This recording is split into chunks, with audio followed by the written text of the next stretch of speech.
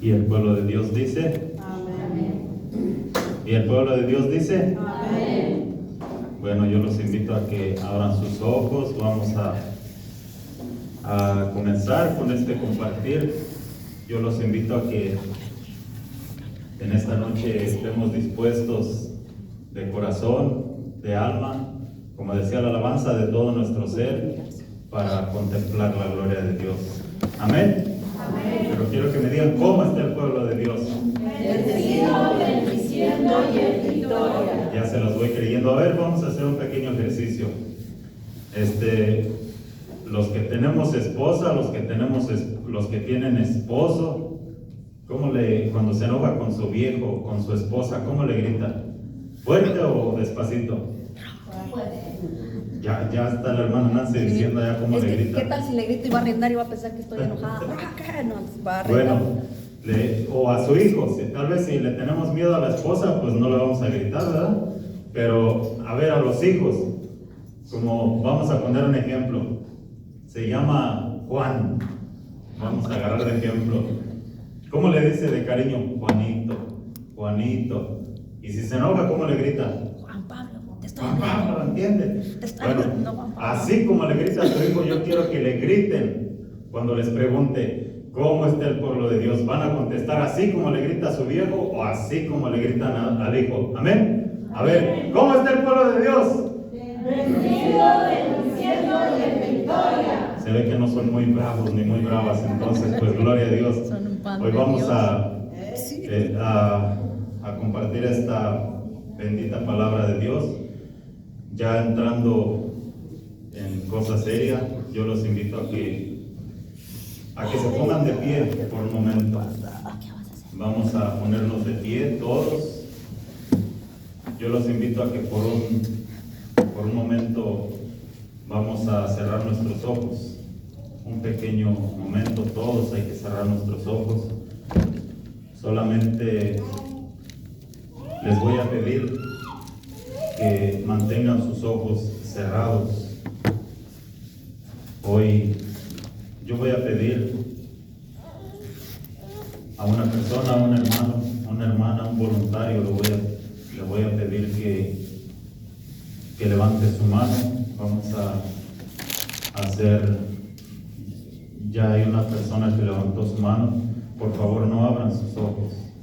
No abran sus ojos. Vamos a pedir, ni intenten mirar quién levantó la mano. Solamente el Señor lo sabe, yo lo sé. Vamos a orar todos juntos por unos segundos. Vamos a pedirle al Señor que ponga en el corazón de esta persona que levantó su mano, que ponga esa necesidad que hay en este lugar. Padre amado, te pedimos en estos momentos que tú siembres en el corazón de esta persona qué es lo que tiene que hacer, Señor. Tú sabes que no ha sido planeado, fue una pregunta que hicimos, Señor. Yo te pido que ese corazón se infle, Señor. Yo ahora le pido a esta persona que lo que siente en su corazón, que siente esa necesidad, vaya a dar un fuerte abrazo a la persona que tal vez no que sienta necesidad, tal vez no que tenga un problema. Yo le pido a esta persona que vaya, le dé un fuerte abrazo a esa persona, pero sin que los demás sepamos quién es ni a quién abrazaron. Se los pido de favor que no abran sus ojos. Simplemente sigamos en oración. Hay que seguir hablando con Dios por un momento, sin abrir nuestros ojos. Simplemente vamos a recibir ese abrazo que tal vez viene del Señor, viene de nuestra Madre Santísima. Gloria a Dios, bendito seas mi Dios.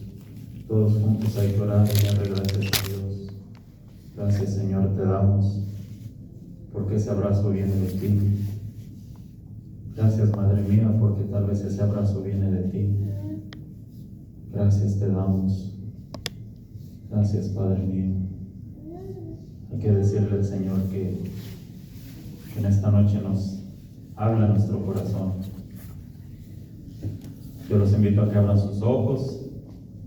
Abran sus ojos. Ahora sí, hay que ponernos cómodos. Yo les invito a que se sienten. Vamos a solamente.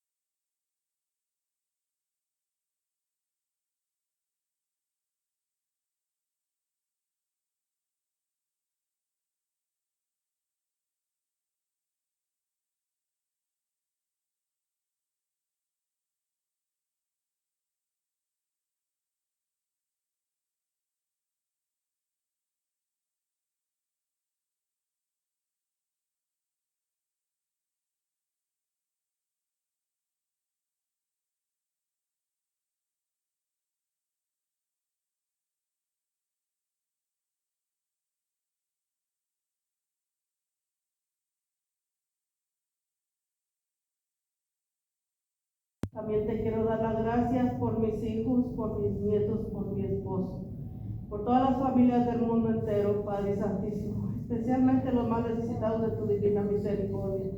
Padre Santísimo, te pido en este día nos des la licencia de seguir amaneciendo cada día, y a ti también, Mamita María. Gracias por llevarle nuestras oraciones a tu Hijo Santísimo, en el nombre del Padre, del Hijo y del Espíritu Santo. Amén. Bueno, yo creo que todos vamos más o menos por el mismo rumbo. Así es. Todos vamos más o menos por el mismo rumbo a hacer una oración.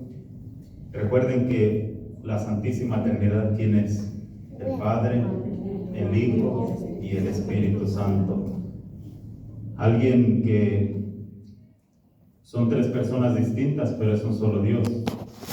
Siempre por una otra razón al Espíritu Santo lo tenemos como que si no fuera parte de la Santísima Trinidad, como si fuera separado, o lo tenemos como si fuera como la mayor parte de las personas lo tenemos como una palomita, ¿verdad?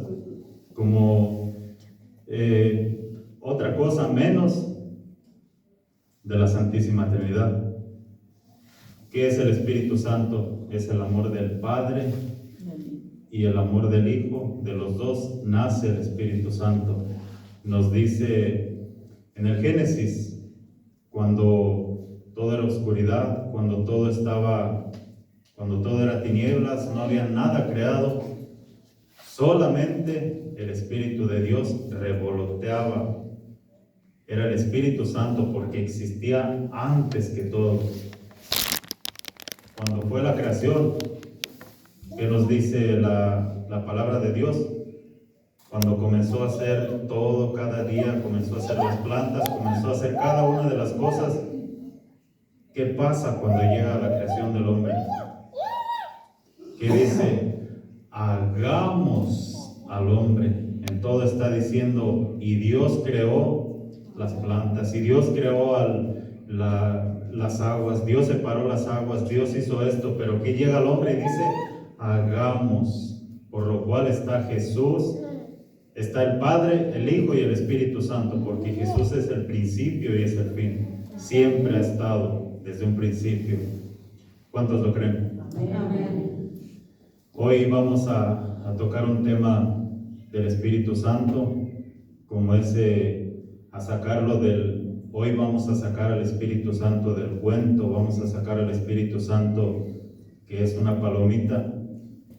Se presentó en forma de paloma, tal como nos lo describe el apóstol San Juan. Se vino en forma de paloma, pero es una persona, es la Santísima, es la segunda persona de la Santísima Trinidad. Entonces, hoy vamos a mirar lo que es tener el Espíritu Santo y lo que es no tener el Espíritu Santo. ¿Qué es no tener el Espíritu Santo? Cuando no tenemos el Espíritu Santo, no somos hijos de Dios. Cuando recibimos el don del Espíritu Santo, en nuestro bautismo pasamos a ser hijos de Dios. Pasamos a ser hijos de Dios. Mientras no, estamos creados como cualquier cosa, menos como un hijo de Dios. Somos creación de Dios, mas no somos hijos de Dios. Entonces, hay personas que desde la palabra de Dios, que nos menciona personas antes de que existiera el bautismo, recuerden que había la circuncisión. Cuando existió el bautismo, vino a quitarnos el pecado original. Pero hay muchas personas que fueron muy malas y después del bautismo fue todo lo contrario. Siempre me gusta involucrar al apóstol Pablo. Yo creo que el apóstol Pablo es uno de los más, o es el más polémico y el que más persiguió a la iglesia, pero es el mayor escritor de la palabra de Dios. Perdón. Vamos a leer una pequeña parte donde nos habla en Hechos de los Apóstoles. A ver quién trajo su Biblia el día de hoy. A ver, levántela arriba su Biblia, levántela. Levante su Biblia. A ver, los que no traen, miren a los que traen. Mírenlos. Miren a los que traen. Ahora bajen los que no traen. Bajen los que traen su Biblia. A ver, levante su mano el que no trajo Biblia. El que no trajo. Bueno, los que trajeron Biblia se comprometen a la semana que viene les van a regalar una Biblia a los que no traen Biblia. Así es de que va a ser el regalo. Amén. Bueno, no se crean, no los quiero involucrar. Vamos a los Hechos de los Apóstoles. Vamos a leer un pequeño párrafo donde nos dice en el capítulo 7, en el versículo 58, hablando de Pablo. Volviendo un poco atrás, ¿quién era Pablo? Pablo recuerden que era una de las personas más preparadas que había en esa época. Pablo era una de las personas que más estudiosas estaban de esa época, que venía de la escuela ¿cómo se llama? El Gamaliel, que era uno de los grandes personas que había en esa época, por lo cual San Pablo tenía una sabiduría muy grande, una sabiduría pero esa sabiduría era del mundo. Esa sabiduría que él tenía era la que el mundo le daba, la que los estudios le daban.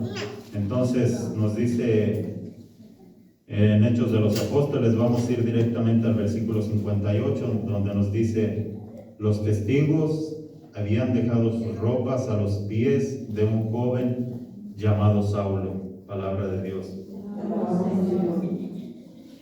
Nos dice, ¿por qué nos dice estas palabras? Recuerden, ¿quién fue el primer mártir de nuestra iglesia católica? San Esteban, exactamente. Esteban nos dice nuestra historia, nuestras creencias como católicos, que fue el primer diácono que tuvo nuestra iglesia católica y el primer mártir.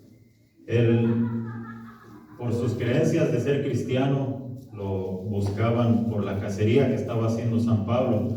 Lo buscaban tal cual para matarlo. Lo lograron, lo llevaron a un lugar donde con puras piedras lo tuvieron que matar, y dice en este versículo que los testigos, o sea, los que fueron a tirarle las piedras, o los que estaban mirando, le llevaron sus ropas a los pies de Saulo. ¿Qué significaba esto? Lo estaban poniendo como juez. Aquí te dejamos, tú eres el que te dejamos sus cosas, tú eres el que das el dictamen de qué vas a hacer, qué es lo que va a seguir. Nos vamos al versículo 1 del capítulo 8. Dice: Saulo estaba allí y aprobaba el asesinato. Palabra de Dios. Saulo estaba allí y aprobaba el asesinato. Era un asesino, Pablo, porque más adelante nos dice que persiguió a los cristianos, los buscaba para encarcelarlos, para matarlos. ¿Por qué? Porque estaba totalmente en contra del cristianismo, estaba totalmente en contra. Les presento a un Saulo malo, a un Saulo que no tenía el don del Espíritu Santo, el don que nos santifica, no los dones que muchos decimos dones carismáticos. Esos no nos salvan. Los dones que nos salvan es el don del bautismo, el don de la confirmación, y así sucesivamente los 7 dones, que si los pregunto no los vamos a saber, tal vez no, ¿verdad? Mejor no los pregunto, pero esos son los dones que nos van a salvar. Por lo cual Saulo no tenía el don del Espíritu Santo, no estaba bautizado. Yo quiero ir, antes de volver con Pablo, vamos a regresar a los principios de Jesús. Vamos a ir totalmente en contra de no ser una persona cristiana, de no ser alguien que tenía el don del Espíritu Santo, no tenía el Espíritu Santo dentro de él. Vamos a ir a la persona que más, a la criatura que más experiencia tiene con el Espíritu Santo y que más es la que más grande pueda tener. ¿Quién es? La primer custodia que tuvo Jesús. María. ¿Por qué? Porque lo tuvo en su vientre. Fue la primera en experimentar el Espíritu Santo. Fue la primera que lo experimentó, donde nos venían. Recuerden que en el Antiguo Testamento nos habla de los profetas, nos habla de muchos que eran los que iban llevando el control de todo el camino del Señor, pero eran los únicos que tenían esa fuerza que venía de lo alto. Pero desde el libro de Isaías nos los prometía que íbamos a recibir el Espíritu Santo. Todos. Ahorita los que no están bautizados es porque no quieren o porque no los llevan a bautizar, pero todos estamos llamados a tener el Espíritu Santo. Y María fue la primera en experimentar. ¿Y qué más experimentar si tenía al Padre, el Hijo y el Espíritu Santo? Con el amor del Padre y el amor del Hijo se hizo el Espíritu Santo. A través del Espíritu Santo, María fue encarnado Jesús en María para traer nuestra salvación. ¿Jesús tenía pecado? No. ¿Jesús necesitaba bautizarse? No. ¿Por qué? Porque Él ya era el Espíritu Santo, porque Él ya era Dios.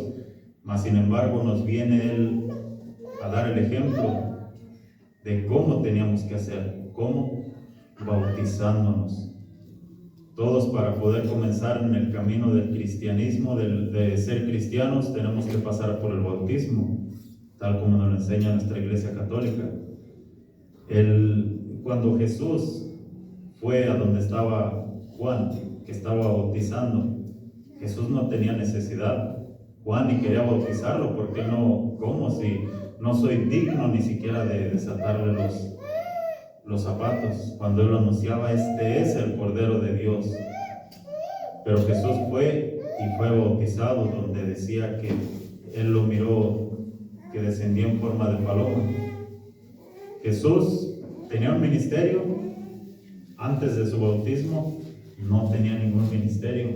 Jesús era como un hombre cualquiera, no cualquiera porque fue siempre Dios, pero es 100% Dios, pero fue 100% hombre cuando estuvo aquí en la tierra. Por lo cual, él, antes de comenzar su ministerio, precisamente antes que ocurra el primer milagro que la Biblia nos narra. ¿Cuál fue el primer milagro de Jesús? Las bodas de Caná, exactamente. Precisamente antes de ese milagro, el primero fue que lo bautizaran para poner el ejemplo, que después era para ponernos el ejemplo hacia nosotros, que después íbamos a ser hijos de Dios, al tener el don del Espíritu Santo. Por eso es que todos estamos de una u otra forma involucrados en la iglesia, haciendo algo. Vamos a la Santa Misa, no precisamente al estar aquí enfrente, siempre lo he dicho, quiere decir que somos un servidor, no. Un servidor, siempre he dicho yo, el que arrima una silla hasta el más grande que pueda haber, hasta el Papa, es un servidor de la iglesia. Si vamos a la Santa Misa, le damos los buenos días a la persona que le vamos a hacer el día por darle los buenos días, yo creo que es el que nos estamos haciendo hijos de Dios. Entonces, regresando a Saulo, es lo que es no tener el Espíritu Santo. ¿Qué nos dice más adelante? Los invito a que vayamos antes de eso a leer esta parte que dice: Saulo por su parte trataba de destruir a la iglesia. Entraba casa por casa, hacía salir hombres y mujeres y los metía a la cárcel. Palabra de Dios. Seguimos mirando al Saulo malo, que nos está narrando la Biblia.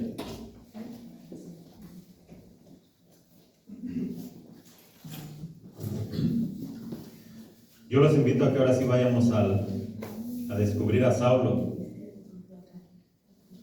Vamos al capítulo 9 de Hechos de los Apóstoles, al versículo 1.